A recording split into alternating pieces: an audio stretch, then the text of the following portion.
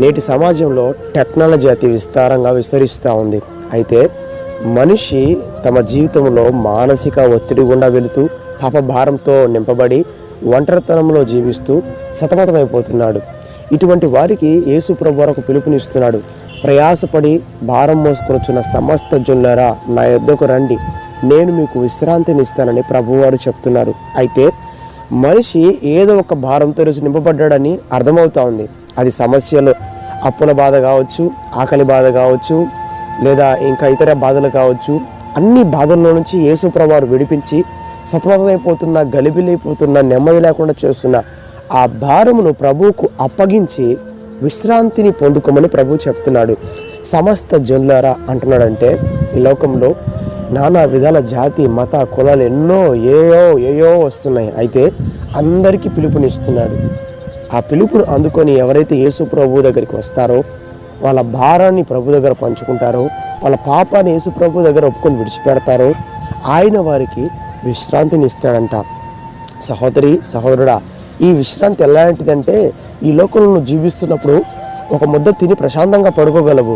రెండోది, నువ్వు మరణించిన తర్వాత యుగయుగాలు నిత్యత్వంలో ఆయనతో పాటు ఆనందించే స్థావరానికి ఆయన చేరుస్తాడు.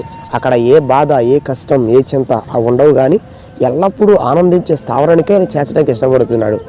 ఈ మాటలు నమ్మి విశ్వసించినట్లయితే నీకు పిలుపునిస్తున్న ఆ ప్రభువు దగ్గరికి వచ్చి ఆయన అంగీకరించి నీ భారమును ఆయన మీద మోపి ఆయన ఇచ్చే నెమ్మదిని పొందుకోమని మనవి చేస్తూ ఉన్నాను.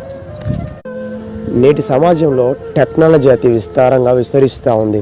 అయితే మనిషి తమ జీవితంలో మానసిక ఒత్తిడి గుండా వెళుతూ పాప భారంతో నింపబడి ఒంటరితనంలో జీవిస్తూ సతమతమైపోతున్నాడు. ఇటువంటి వారికి యేసు ప్రభువు వరకు పిలుపునిస్తున్నాడు.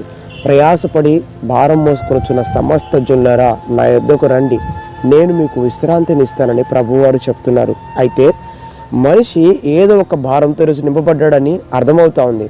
అది సమస్యలు, అప్పుల బాధ కావచ్చు, ఆకలి బాధ కావచ్చు, లేదా ఇంకా ఇతర బాధలు కావచ్చు. అన్ని బాధల్లో నుంచి యేసు ప్రభువారు విడిపించి సతమతమైపోతున్న, గలిబిలైపోతున్న, నెమ్మది లేకుండా చేస్తున్న ఆ భారమును ప్రభువుకు అప్పగించి విశ్రాంతిని పొందుకోమని ప్రభువు చెప్తున్నాడు. సమస్త జనులారా అంటున్నాడంటే ఈ లోకంలో నానా విధాల జాతి, మత, కులాలు ఎన్నో ఏయో వస్తున్నాయి. అయితే అందరికీ పిలుపునిస్తున్నాడు. ఆ పిలుపును అందుకొని ఎవరైతే యేసు ప్రభువు దగ్గరికి వస్తారో, వాళ్ళ భారాన్ని ప్రభు దగ్గర పంచుకుంటారో, వాళ్ళ పాపాన్ని యేసు ప్రభు దగ్గర ఒప్పుకొని విడిచిపెడతారో, ఆయన వారికి విశ్రాంతిని ఇస్తాడంట. సహోదరి, సహోదరుడా, ఈ విశ్రాంతి ఎలాంటిదంటే ఈ లోకంలో నువ్వు జీవిస్తున్నప్పుడు ఒక ముద్ద తిని